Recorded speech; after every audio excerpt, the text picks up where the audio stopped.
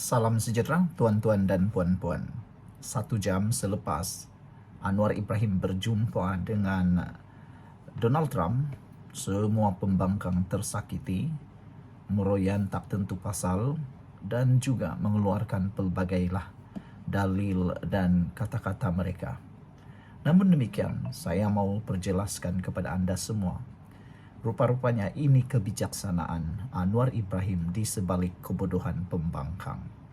Kebijaksanaan Anwar Ibrahim di sebalik kebodohan pembangkang. Ini adalah kata-kata orang bijaksana, bukan seperti orang yang ada dalam pembangkang yang sibuk melalak di sana-sini, termasuklah tak jaga pula parti sendiri. Ditulis oleh Liana Marzuki, bertajuk The Renaissance. Saya percaya Malaysia sedang bergerak dari zaman troll dan pembodohan ke zaman Renaissance atau pembaharuan. Perikatan Nasional Pembangkang paling bijak troll, mereka paling pintar troll. Tapi soal pembangunan negara, pembangunan negeri, dialah paling terbodoh. Lihat saja 4 buah negeri yang mereka pimpin, sampai sekarang sudah berapa puluh tahun dipimpin, itu juga.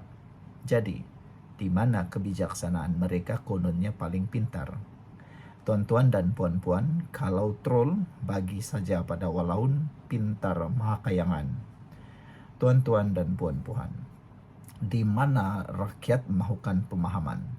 Zaman ini adalah zaman rakyat mau pemahaman, kecerdikan akal. Itulah yang diperhatikan dalam media sosial. Page-page dan penulis yang mencerdikkan umat semakin mendapat tempat. ZRA makin orang kenal setelah Sumud. Penulis dan pemikir geopolitik muda seperti Aiman Rashdan Wong pun saya tengok penulisan dia sudah masuk WhatsApp kampung-kampung. Saya juga perasan yang ZRA makin dekat bahasanya dengan Marhain. Kalau dulu kita tahu dia punya bahasa marifatnya atau falsafahnya tinggi, sekarang kotak kasut dia pun boleh jadi trending. Aiman Rashdan Wong pun sama, bahasa makin lama makin menyengat dan membumi. Sesuai dibaca, termasuklah si anak kecil.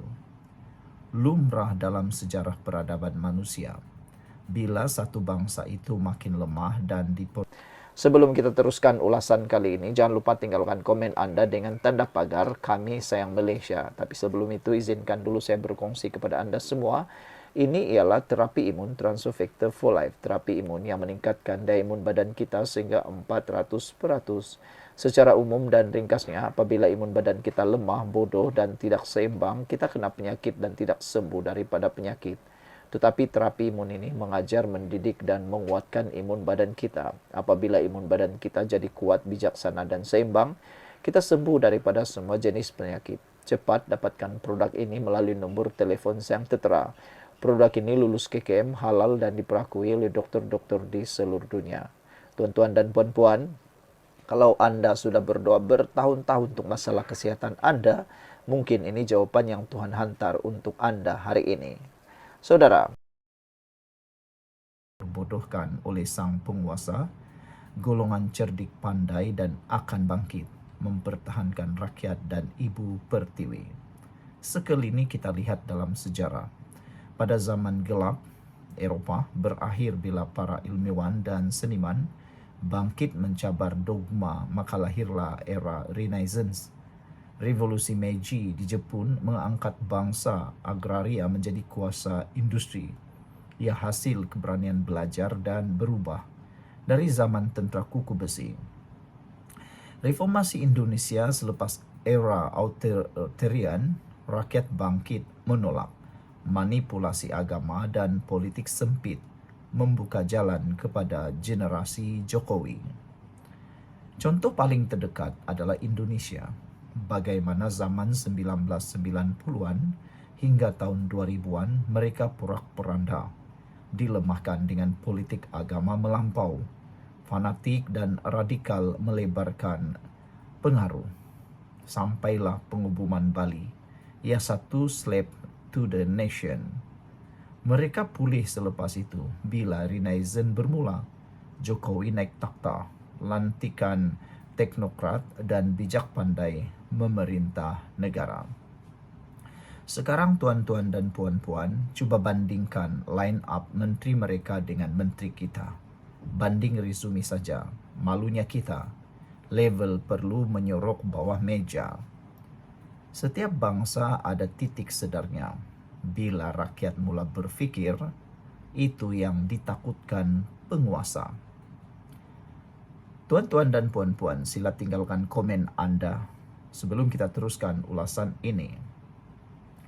Tuan-tuan, doakan Malaysia cepat dan tangkas masuk ke era pembaharuan.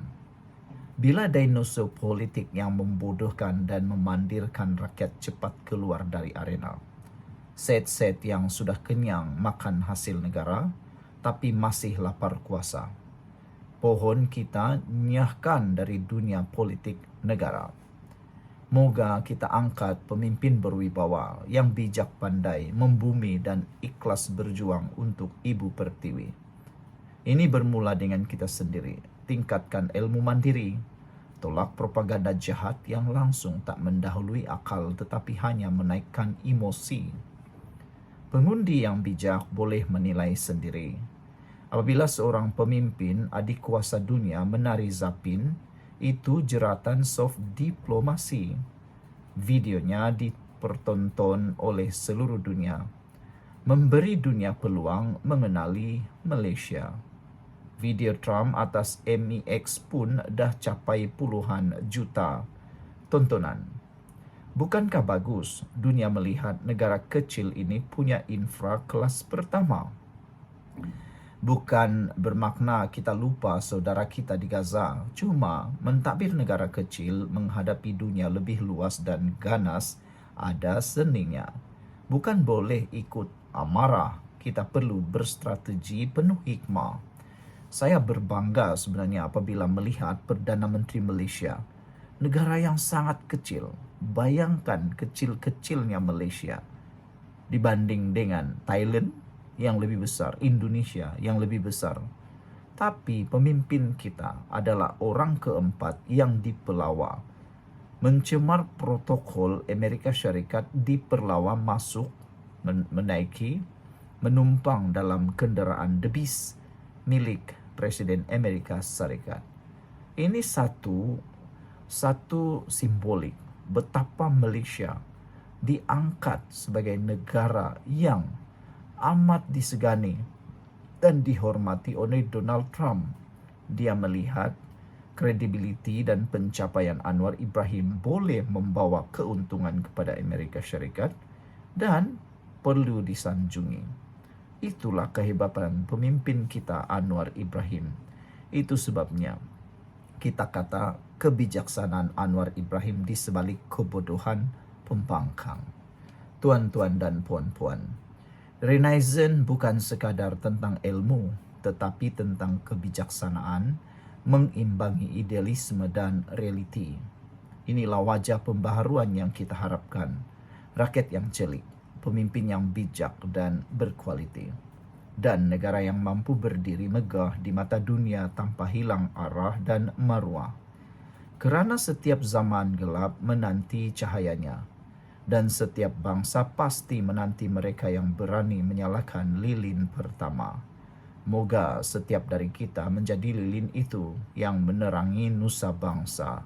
Salam hormat daripada saya, Nazilin Unity, membacakan tulisan Liana Marzuki. Sekian untuk kali ini, jangan lupa tinggalkan komen Anda. Bye-bye. Tuan-tuan, saya perkenalkan kalau kamu sakit otot, sakit belakang, sakit sendi, boleh pakai ini, tekan itu butang Shopee. Bagi kamu harga istimewa paling murah untuk kali ini. Ini minyak yuyi cap limau. Kalau kembung perut dan sakit perut, cepat dapatkannya melalui Shopee. Tekan itu bag butang. Ada harga istimewa saya berikan kepada Anda. Pula barang favorite saya, Gaviscon. Kalau kamu ada sakit gastrek, beli ini, tekan itu butang Shopee. Harga istimewa saya berikan kepada Anda semua. Oke? Ini selalu saya beli. Ini adalah Yoko-Yoko. Dan kalau sakit otot, ini paling mujarab. Wajib kamu belilah. Narakan dalam butang bag itu, harga istimewa diberikan.